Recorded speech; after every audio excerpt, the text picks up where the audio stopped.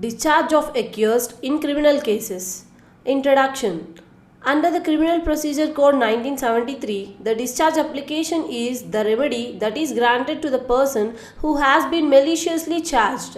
If the allegations which have been made against him are false, this code provides the provisions for filing a discharge application. If the evidence given before the court is not sufficient to satisfy the offence, and in the absence of any prima facie case against him, he is entitled to be discharged. Classification of criminal cases. The two major classifications of criminal cases under the Code of Criminal Procedure are: first one, cases instituted on the basis of a police report.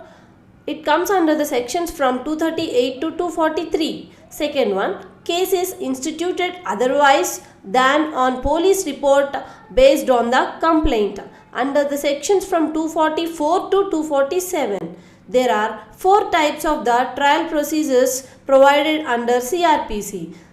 There are, first one, summary trials. It comes under the sections from 260 to 265. Second point, trial of summons cases by magistrates. It comes under the sections from 251 to 259. Third point, trial of warrant cases by magistrates. It comes under the sections from 238 to 250. And last one, trial before a court of sessions. It comes under the sections from 225 to 237. The procedure of warrant cases is used for the trial of warrant cases by the magistrates and the trial before the court of sessions, whereas trial of summons cases by magistrates and summary trials are tried in a summons case trial. Discharge of accused in warrant cases on the basis of police report. The regular procedure of law is that the police, after completing its investigation, files the final report sheet under section 173 of the code. Thereafter, trial against the accused commences by the concerned court. However, section 239 and 227 of CRPC provide that before the charges are framed against an accused person, he can be discharged. Section 239 of the Code of Criminal Procedure states when accused shall be discharged if, upon due consideration of the police report and all the documents sent under section 173, along with examination of the accused, if any, as magistrate think obligatory, and after hearing prosecution as well as accused, the magistrate considers the charge to be groundless against the accused, he shall discharge the accused and also record the reasons for doing so. Essential elements for discharge. The court have to consider the charge sheet and documents appended thereto by the police under section 173 CRPC. The magistrate may, if he deems fit, examine the accused. Thereafter, the arguments of both the prosecution and the accused should be heard. Grounds against the accused to be baseless. There should not be any evidence present against the accused. If the court considers that there is no prima facie case against the accused, if all the above conditions are fulfilled, then the accused shall be discharged. Whether the magistrate has to take cognizance of the material brought by the accused. In the case of Satish Mehra v. Delhi Administration and another reported in 1996, 9 SCC 766, the Honorable Apex Court held that under section 239 CRPC, the magistrate had to give the prosecution and the accused a chance of being heard besides taking cognizance of the police report and the documents sent therewith. The magistrate should apply judicial mind while considering the discharge application. If the accused produces any trustworthy material at that stage which might drastically affect even the very feasibility of the case, it would be very inappropriate to recommend that no such material shall be taken into consideration by the court at that stage. When accused shall be discharged in sessions trial. Section 227 of the Code defines that if the judge considers that there is no sufficient ground for proceeding against the accused upon hearing the submissions of the prosecution and the accused and consideration of the record of the case along with the documents submitted therewith, he shall discharge the accused and record reasons also for doing so. Mandatory cases where sessions judge is bound to discharge, where he is precluded from proceeding because of a prior judgment of High Court, where the prosecution is clearly barred by limitation, where the evidence produced is not sufficient, where there is no legal ground for proceeding against the accused, or where no sanction has been obtained. Discharge of accused and its procedure under Section 227 of CRPC. Section 227 CRPC deals with discharge of the accused in a sessions cases. Section 226 CRPC also must be read together. There are two important words in Section 227 CRPC. Hearing submission of the accused at 2005 SC 359. No sufficient grounds for proceeding against the accused. A 2008 SC 299 Union of India versus Prafulla Kumar Samal and another 1979 of 3 SEC P4. Proper basis for framing of charge 2008 of 2 SEC 561. After receipt of case documents supplied under Section 207 CRPC, whether the accused can bring it to the notice of the court that no material is available to proceed the case against him, and can he ask for discharge. Dattatreya Samant versus a State of Maharashtra. In 1981, CRLJ 1819 of Bombay. Public Prosecutor versus TD Khajanjali. 1980 of 2 ALT 138. Discharge is a judicial order. Ramaswamy Gounder versus State. 1981 CRL LJ 1054 Madras. Ajay Kumar Parmar versus State of Rajasthan 2012 of 12 SEC 406. 7 Guiding Principles on Discharge and Framing of Charge. In the case of Vijayan versus State of Kerala and another 2010 SEC 398 SC 1979 3 SCC P4 is equal to AIR 1979 SCP 366. In the case of Union of India versus Prafulla Kumar Samal and another, where in the Honorable Supreme Court formulated the following 7 guiding principles. The first one is, the judge, while considering the question of framing the charges, U by Section 227 CRPC has the undoubted power to sift and weigh the evidence for the limited purpose of finding out whether or not a prima facie case against the accused has been made out. To determine prima facie case would depend upon the facts of each case. Where the second one, where the materials placed before the court disclose grave suspicion against the accused which has not been properly explained, the court will be fully justified in framing a charge and proceeding with the trial.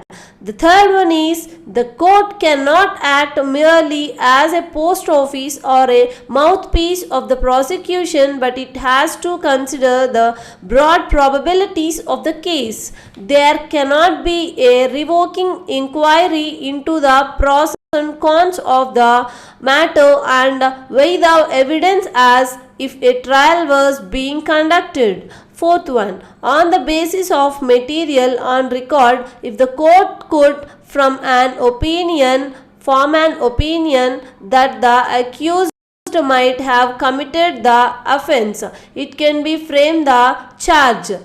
The fifth point is, At the time of a framing of the charges, the probative value of the material on record cannot be gone into, but before framing of charge, the court must apply its judicial mind on the material placed on record and must be satisfied that the commission by the accused was possible.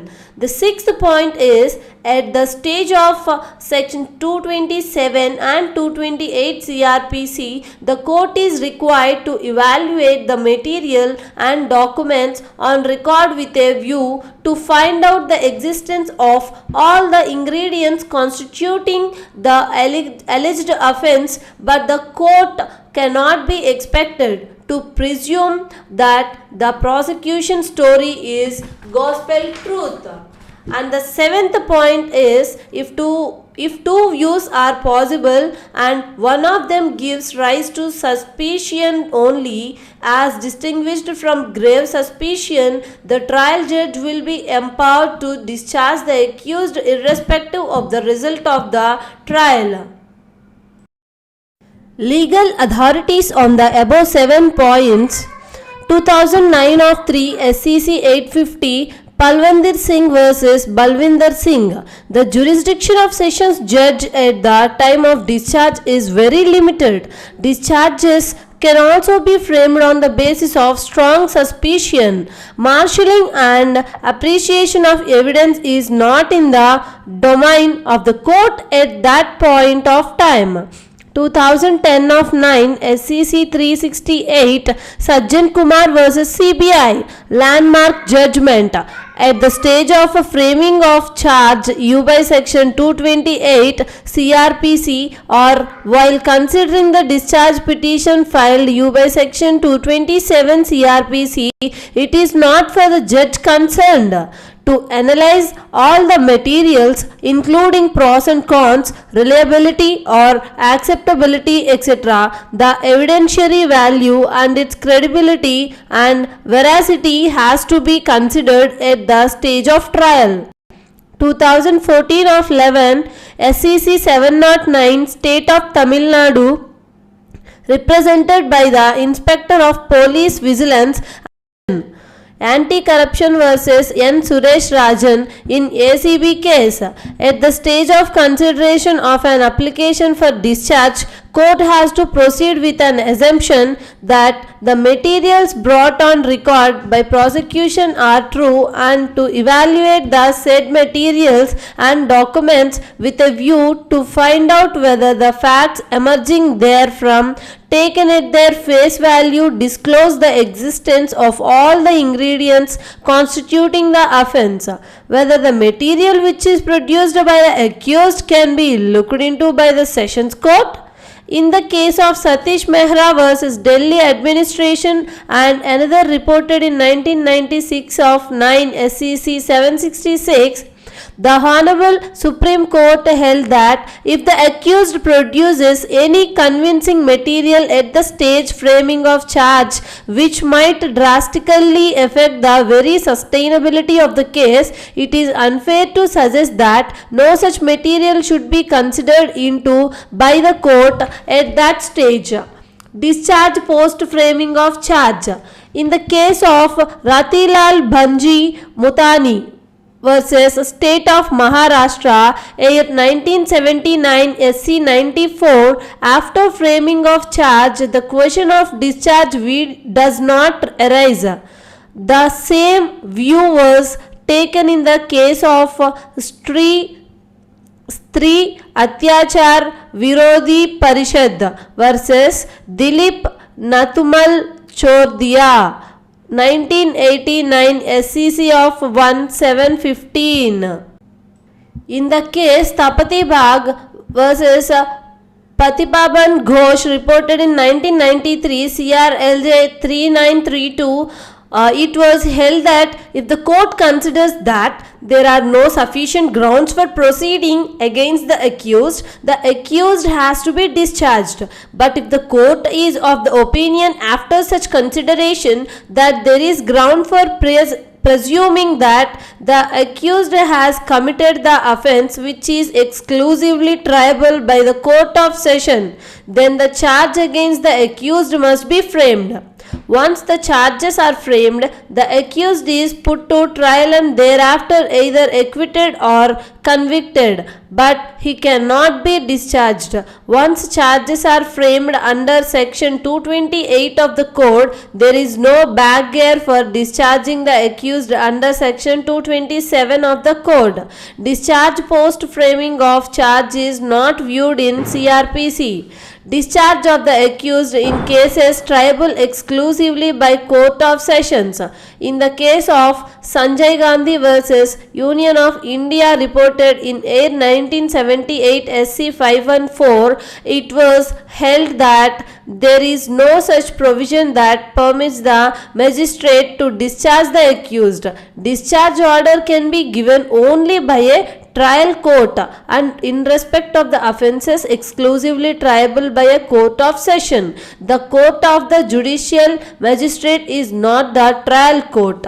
State versus Om Prakash, Delhi HC, Honorable Justice Suresh Kumar Kait decided on 6/11/2019. Discharge of the accused U by section 12 of POCSO Act, where victim did not mention any act of sexual assault or intent in her 164 CRPC statement. FIR was registered basing on the statement made by the mother of the victim.